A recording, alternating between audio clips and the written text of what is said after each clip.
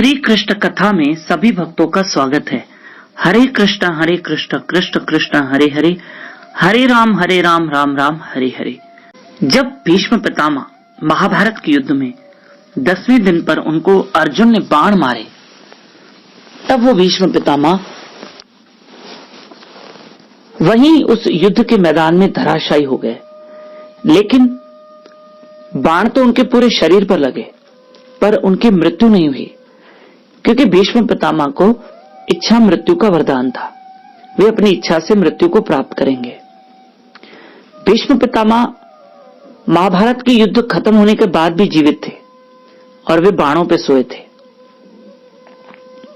तब भगवान कृष्ण युधिष्ठिर, पांडवों को और द्रौपदी को लेकर भीष्म पितामह के पास आए, क्योंकि वैसे भी भीष्म पितामह का एक भाव था कि मैं कृष्ण के दर्शन करके फिर ही मृत्यु की ओर जाऊं।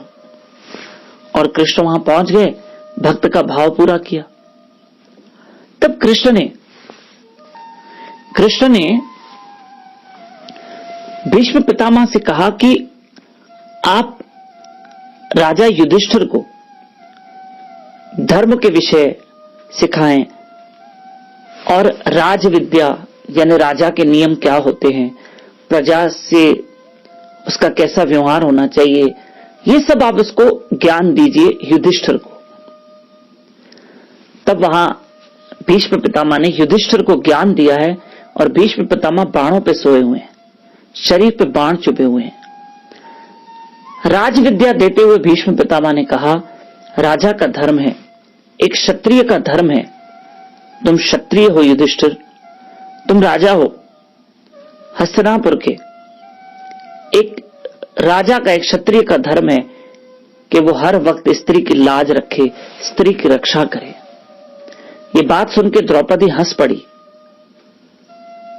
शांति का, सन्नाटे का वातावरण था, लेकिन द्रौपदी की हंसी गूंज रही थी। तो सारे पांडव द्रौपदी के मुख की ओर देख रहे और द्रौपदी जोर जोर से हंस रही थी। तब पितामह ने कहा, मैं समझ गया द्रौपदी तुम क्यों हंस रही हो, क्योंकि मैं भी क्षत्रिय हूं।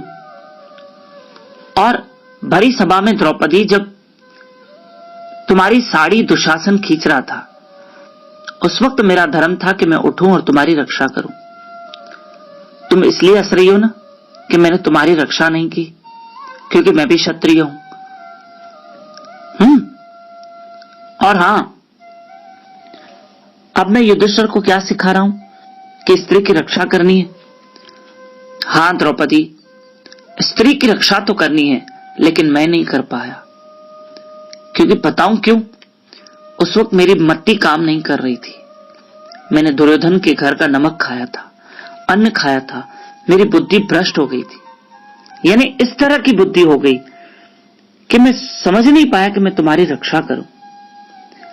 क्योंकि दुर्योधन एक अहंकारी व्यक्ति था और उसके घर का अन्न खाकर,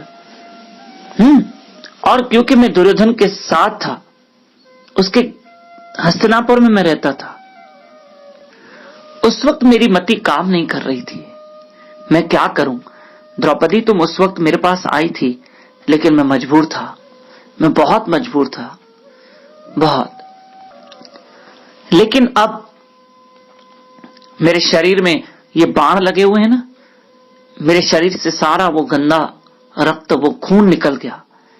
जो दुर्योधन का अन्न खाया था, जो मेरे रगों में दौड़ रहा था, वो खून, वो सब निकल गया, सब निकल गया। उस वक्त मेरी मजबूरी थी और अब मेरी कोई मजबूरी नहीं है। असल में क्षत्रिय और राजा का धर्म है कि स्त्री की रक्षा करना। द्रौपदी क्षमा चाहता हूं, मैं नहीं कर पाया। इसका मतलब ये हुआ कि इंसान के मन और बुद्धि पर अन्न का कितना असर होता है।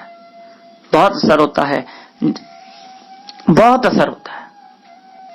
प्लीज आपसे रिक्वेस्ट है, मैं भी रिक्वेस्ट करूं कि यानी हम खुद को समझाएं, क्यों ना हमारे घर में भगवान को भोग लगे और फिर वो शुद्ध अन्न हम ग्रहण करें।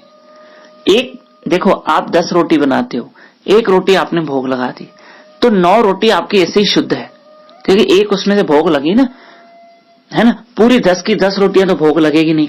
और कभी भी भोग लगाकर, जैसे आपने चावल भोग लगाया 1 कटोरी 1 प्याली, और बाकी घर के चावल जो बचे थे उसमें फिर भोग के चावल मिक्स कर दिए। पहले भगवान को भोग लगाए, फिर वही चावल घर के चावल में मिक्स कर दिए जो हमने देगचे में बनाए थे ना। नहीं, ये गलत होगा। मिक्स नहीं कीजिए, थोड़ा थोड़ा करके बांट दीजिए। मिक्स करेंगे तो कोई भी झूठा बचा सकता है, पर अगर हम घर में भोग लगाते हैं तो हमारे घर का अन्न शुद्ध होता है। और साथ साथ अगर हमने कभी कहीं अन्न इधर उधर खाया है, खाते हैं कभी कभी बाय चांस, तो हमें तुरंत महामंत्र का जाप करना चाहिए। हरे कृष्ण कृष्ण कृष्ण हरे हरे, हरे राम राम राम हरे हरे। इसी में हमारा भला है। आज का कोड वर्ड है श्री कृष्ण। श्री कृष्ण आज का कोड वर्ड है।